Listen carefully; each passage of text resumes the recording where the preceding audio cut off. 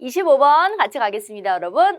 다음 글의 논쟁에 대한 분석입니다. 그래서 견해 분석이라고 볼 수가 있겠고요. 적절한 것을 고르는 문제가 되겠습니다.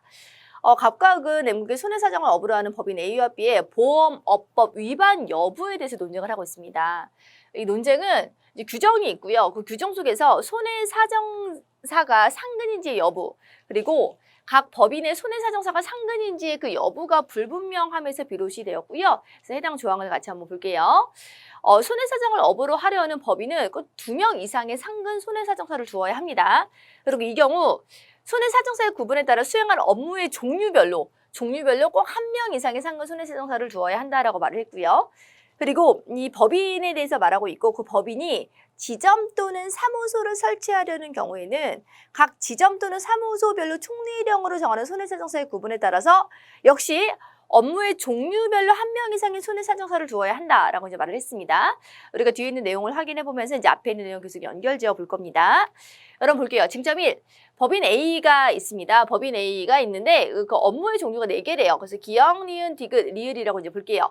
2명의 손해사정사를 종류마다 두고 있대요. 그래서 2명씩 이렇게 두고 있다라고 했고요. 그 2명에 해당하는 사람들이 뭐 상근인지 비상근인지는 아직 이제 모르는 상황입니다. 그런 상황에서 갑은 이 보험업법 1항을 어기고 있다라고 주장을 하고 있고, 을은 아니다, 지키고 있다라고 이제 말을 하고 있는 상황입니다. 그 다음에 쟁점 2를 가져보도록 하겠습니다. 이제 법인 B에 대해서 말하고 있고요. 법인 B는 이제 법인의 지점 및 사무소 각각이라고 말하고 있어요. 그래서 업무의 종류가 2개씩이다라고 이제 말을 했습니다. 그래서 지점에도 이제 업무의 종류가 2개고요. 그리고 이제 사무소에도 업무의 종류가 이렇게 2개가 있는 거예요. 그리고 각 종류마다 이제 1명의 손해사정사를 이렇게 두고 있는 상황입니다. 마찬가지로 갑은 B가 보험업법 제2항을 어기고 있다라고 주장을 했지만, 을은 지키고 있다라고 주장을 하고 있는 상황이고요. 여기서 보험업법으로 말하고 있는 건 제1항이고요. 그리고 여기에서 말하고 있는 것은 바로 제2항이다라는 거 같이 볼 수가 있습니다. 그럼 뒤에 있는 내용을 같이 확인을 한번 해볼게요. 우리가 보기 기억에서 쟁점 1과 관련해서 법인 A에는 비상근 손해사정사가 2명 근무하고 있습니다. 그래서 비상근 손해사정사가 2명 근무하고 있다는 것은 나머지는 모두 6명은 상근이라는 거죠. 그래서 6명은 상근이기 때문에 여기서 밝히는 2명 이상의 상근 손해사정사를 두어야 한다는 것은 지키고 있습니다. 그런데 수행할 업무의 종류별로 1명 이상의 상근 손해사정사를 두어야 한다라고 했죠. 2명이 만약에 그 비상근이 2명이 같은 종류에 이제 배치가 되면 안 되는 그런 상황입니다. 그런데 여기에서 이 비상근 손해사정사가 수행하는 업무의 종류가 다르다는 사실이 밝혀진다. 그러면은 이제 각각의 종류에 이제 1명씩만 위치해 있는 것이기 때문에 갑의 주장은 옳지만 을의 주장은 옳지 않다라고 했는데, 그럴 경우에 우리가 을의 주장은 옳은 상황이죠. 그래서 을은 뭐라고 말을 했냐면 지금 어기고 있다라고 주장을 갑은 하고 있고, 을은 그렇지 않다라고 주장을 했죠. 그렇죠. 그렇지 않죠. 지키고 있죠. 만약에 여기에 비상근이 1명이 있고 종류가 다르다라고 했기 때문에 여기에 이렇게 비상근이 1명 있어요.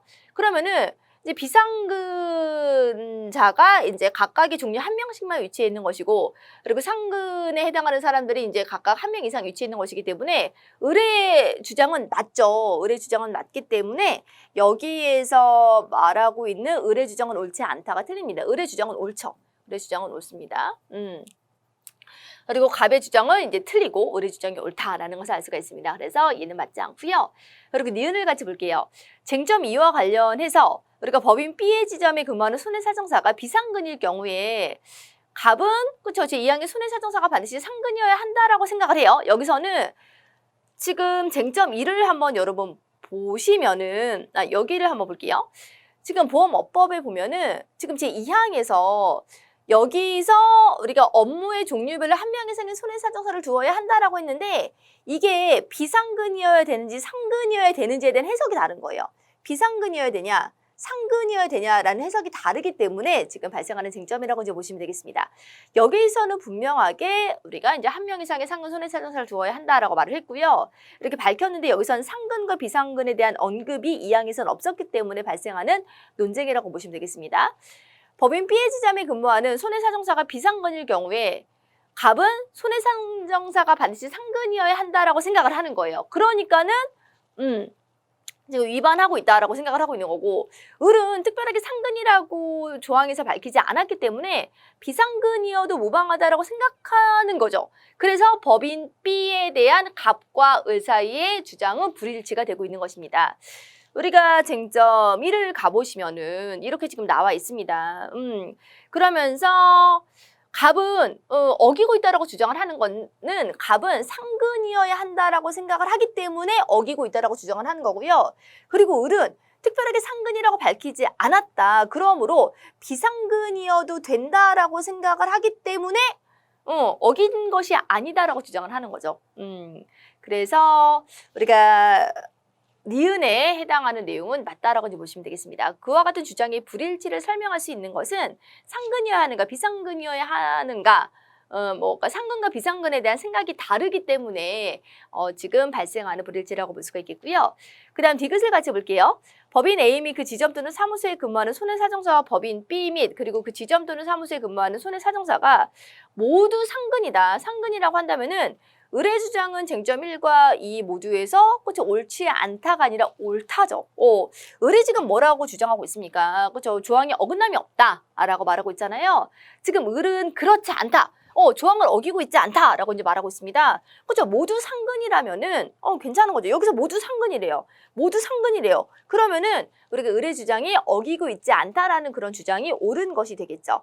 그래서 옳지 않다가 아니라 모두에서 옳다가 맞기 때문에 정답으로 그렇죠. 적절한 것만을 고르자라고 한다면은 니은만 옳은 경우니까는 정답은 2번이 되겠습니다.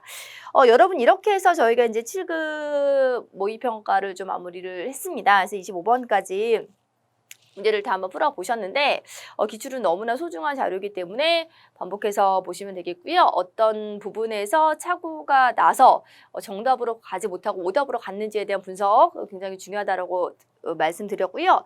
유형이 분명하게 정해져 있는 시험이기 때문에 유형에 대해서 굉장히 익숙해지는 것이 중요하고요. 그리고 특별하게 문제를 푸는 과정에서 취약한 영역에 대한 정리가 있으셔야 되는 상황입니다. 그러면은 우리가 이제 7급 모의평가가 마무리가 됐고요. 또 다른 기출 문항들을 가지고 와서 다음 시간부터 또 풀이하도록 하겠습니다. 고맙습니다.